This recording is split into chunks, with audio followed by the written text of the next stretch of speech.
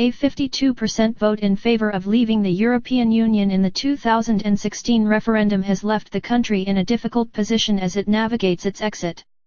Earlier in September, The Independent reported that over 2.6 million people who voted Leave have now abandoned their support for Brexit and are now back staying in the EU. This comes due to a concern over the prospect of a no-deal Brexit, with the Premier League no different. According to The Telegraph's Tim Wigmore, the English top flight is still waiting for clarification on a number of key issues, including the ability to sign players from the Europe. The Premier League has called for football to be made an exception to any new rules that limit the access of European workers after Brexit, Wigmore writes. However, the league fears the Football Association and government may not back its plan as they may attempt to use Brexit as an opportunity to increase opportunities for English players in the Premier League.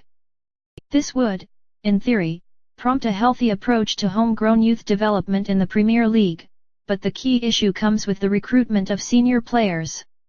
Current work permit restrictions on players arriving from outside of the European Economic Area could be extended to those inside, too. Remarkably, Wigmore relays a study from Harvard University that concluded that 591 of the 1,022 players signed by top-flight clubs with passports for a country in the EEA would not have qualified for a work permit.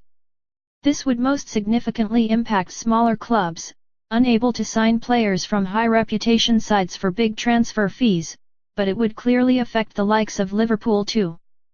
There are also concerns over a dispute with the Football Association regarding homegrown rules, and which players will count in the future. The Premier League are hoping to be considered a special case due to its contribution of over £3 billion in tax, healthy employment levels and its global popularity and profile. Wigmore quotes a government spokesperson in confirming that this remains a possibility. We recognize the need for sports, including football, rugby, and cricket, to continue to access talent from the EU and globally and are in ongoing discussions with professional sport about this.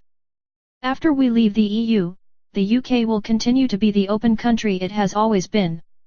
We will have in place an immigration system that delivers control over who comes to the UK, but that welcomes the brightest and best who want to work hard and contribute. In 2016, it was reported that Liverpool would have been unable to sign the likes of Alberto Moreno, Emre Can, and Philippe Coutinho after Brexit.